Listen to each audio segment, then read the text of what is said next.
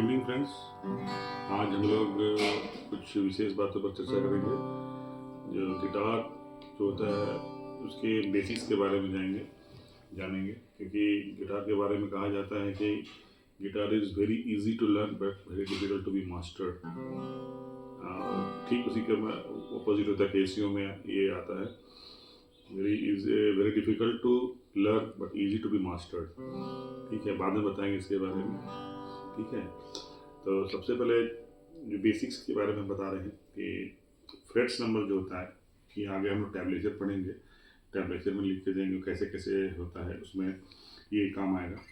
ये frets number होता है, ये घर देखते हैं, ये फ्रेट्स 1 2 3 4 5। स्ट्रिंग नंबर होता है नीचे से 1 2 3 4 5 6, और स्ट्रिंग का नाम भी होता है E A D G B E, आप लोग जानते ही होंगे। बेसिकली क्या होता है कि अब जैसे कोई हम सरगम बजाते हैं, अब सबसे पहले हम लोग को तो म्यूज़िक में मतलब डोरी मी फा इंग्लिश में बोलते हैं और हिंदी में बोलते हैं सारे गामा पा धा नी सा, इस चीज़ को जानना पड़ता है।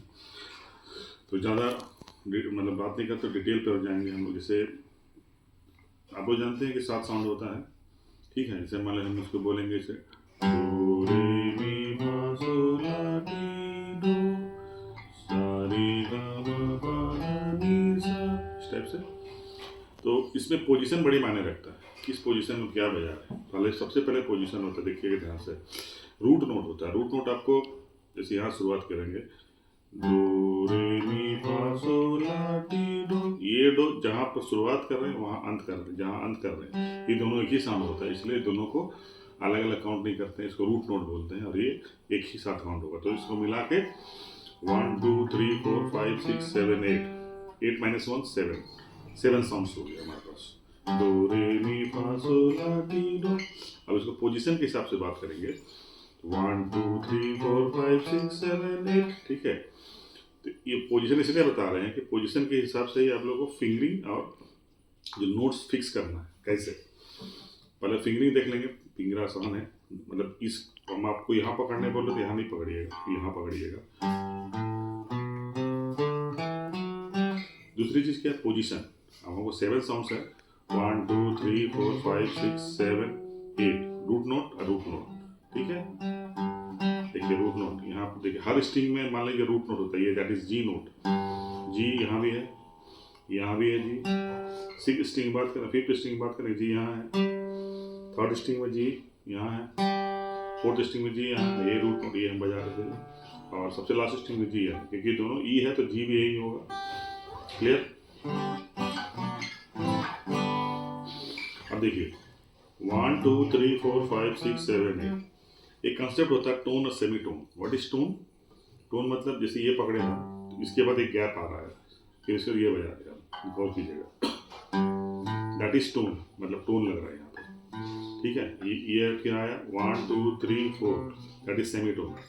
तो ये चीज़ याद है कि सेमी टोन हमेशा 3 4 में रहता है और 7 8 में रहता है। ये यूनिवर्सल ट्रूथ है, ये चेंज कभी नहीं होगा। आगे जब सीखेंगे, जब डी मेजर का स्केल, सी मेजर का स्केल, एफ मेजर का, उसमें साप लगाते, साप और फ्लेट क्यों लगता है? Because of semi tone. ये हमको बनाना ही है, मतलब 3 4 पोजीशन और 7 8 पोजीशन।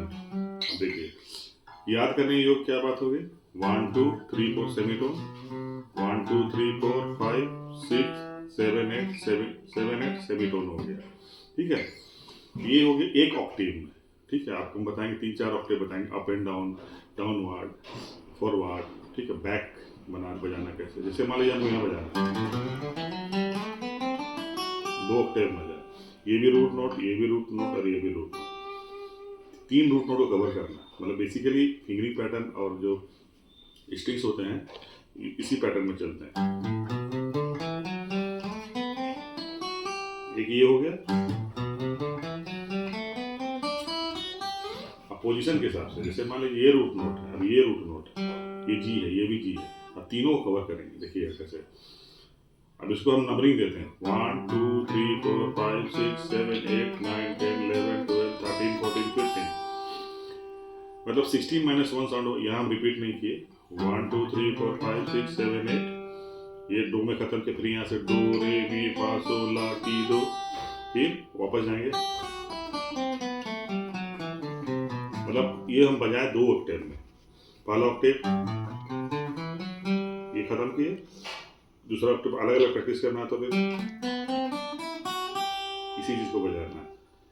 यहाँ जब आता है इसका जो अंत होता है अगला का शुरुआत होता है, ठीक है। जैसे ये बजा रहे हैं तो इसको 2 बार नहीं बजाएंगे, इसी में कंटिन्यू कर रहे हैं। कैसे?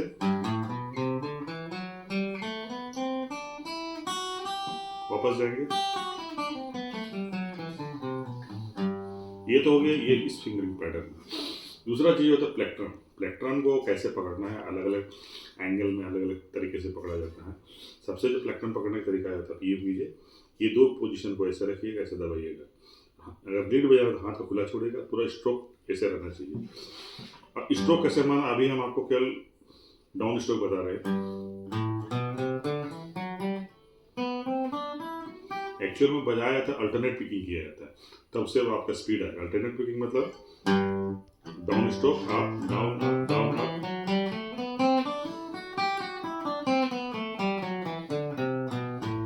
ये हो गया। तो डाउन अप करेंगे तो स्पीड आता है। जैसे मैंने स्पीड की बहुत रेंज तक जा सकता है।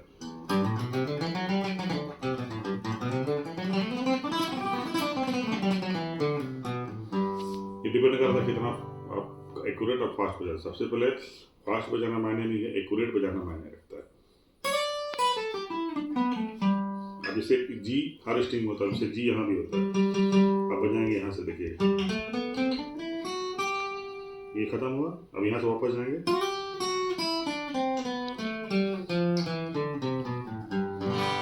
ये जी कॉर्ड, क्योंकि जी में एक शार्प होता है। यहाँ नोट के हिसाब से जाएंगे, G A B C D E, F sharp. देखिए एफ शार्प कॉर्ड होता है, एफ शार्प यहाँ पर नोट होता है। लेकिन कॉर्ड हिसाब से यहाँ पर जाएंगे तो कैसे जाता है ऊपर बाद में बताएंगे, ठीक है। पहले सरगम प्रैक्टिस करेंगे।